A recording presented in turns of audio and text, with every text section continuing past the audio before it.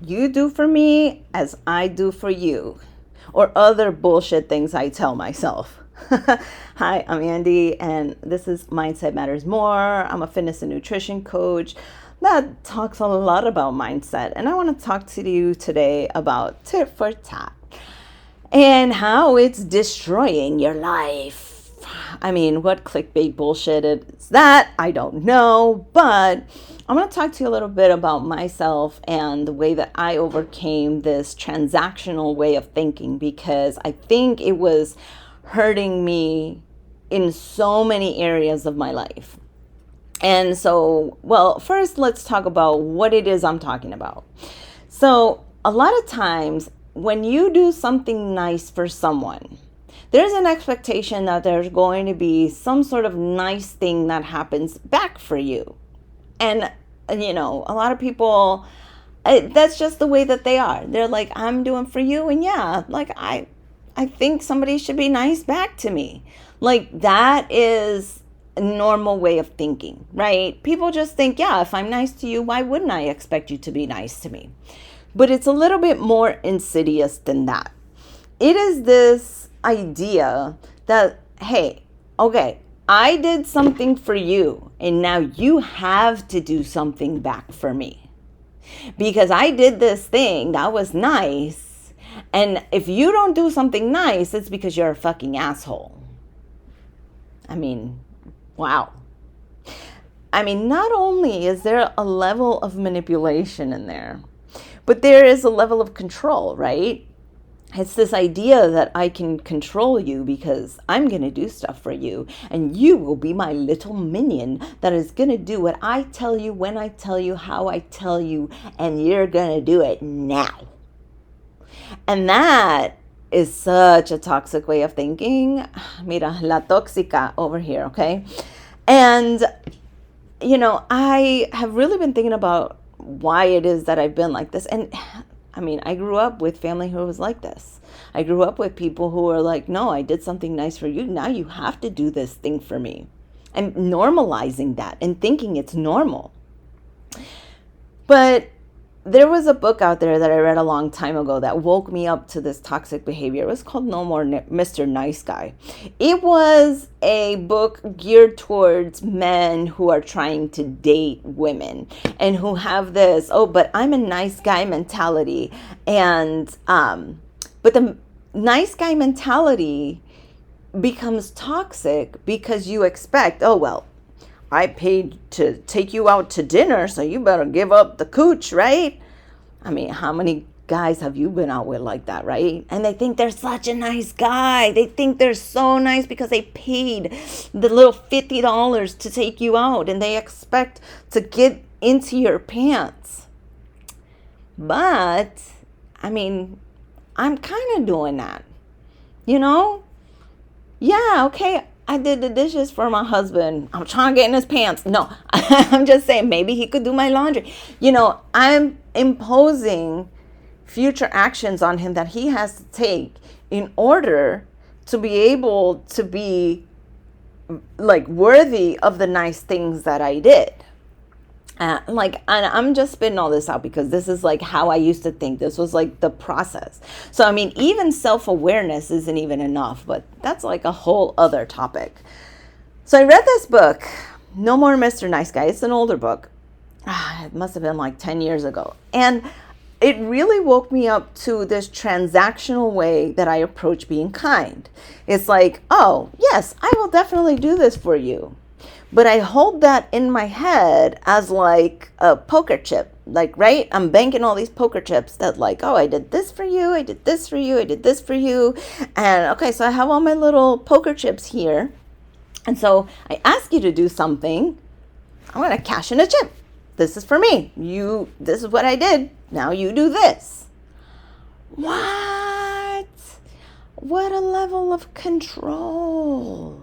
What a level of manipulation.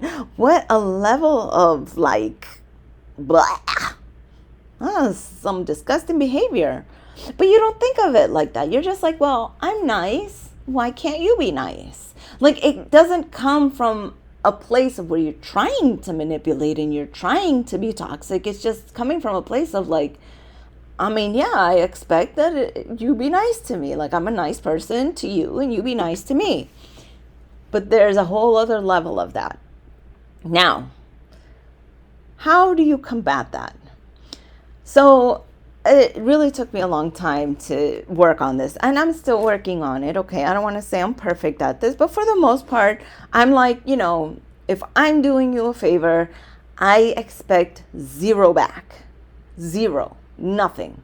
You never want to do for me? Beautiful. If I give you $20, if I loan you $20, I'm giving you $20. I don't even expect that back. Because if I want to be kind, I want to be kind just to be kind. I don't want to be kind in hopes that you're going to repay my kindness with more kindness, and then we're just going to have this never-ending loop of kindness between each other.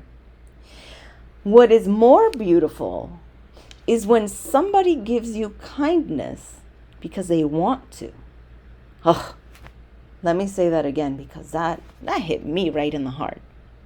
What is beautiful is when somebody is kind to you because they want to be kind to you. Not because you cashed in one of those nice, kind poker chips with them. That's fake. They're not kind to you. They're just repaying a debt. That's not kindness. That's not love. That's not caring. That's not being treasured. But the other day, my husband did something so stupid, but I was like so happy that he did it. Like, because I didn't ask him to do it. I didn't cash in one of my nice poker chips. But we were going to sit down to watch a movie, or I was coming from the kitchen, but he was already sitting down. And as I was walking towards the living room, he got out of his seat and moved to the seat that I don't like. And I just thought, oh, he's never done that before. And it was just like a small gesture. And I was like, oh, well, why did you move? Like, I didn't even dawn on me why he would do it. And he was like, oh, well, you don't like this seat, so I'm just going to sit here. And I just thought, wow, that was such a very kind, thoughtful, beautiful thing. And it's such a fucking small thing. Like, don't get me wrong. The bar is not that low. But it wasn't something that I had made him do. It wasn't something that I had bullied him into doing. It wasn't something that I even asked him to do. Pure kindness coming from a place that comes from inside of somebody's heart means 1,000,000 times more than cashing in those nice poker chips. So yeah, you can say, yeah, I'm going to be nice to you, but you're going to be nice to me back. Do you want that kind of transaction? I don't think so. I don't think you really understand, what that means. That means you're managing somebody. That means that you are the captain of the ship. That means that you have to guide somebody and tell them how to be nice to you.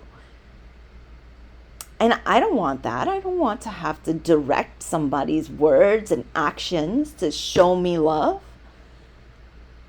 It comes from a place of, I'm not going to get enough.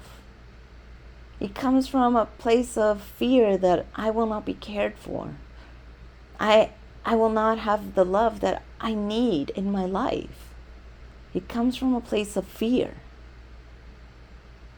And I don't want to operate out of fear. I want to operate out of full faith that all the love that I deserve is coming my way, and I don't need to hoard these nice poker chips. So I'm going to give out my own poker chips, and I'm just going to flood the world with love and kindness and caring. Again, I'm trying my best over here to do it, but sometimes it doesn't work out like that. So please do not think I am perfect at this.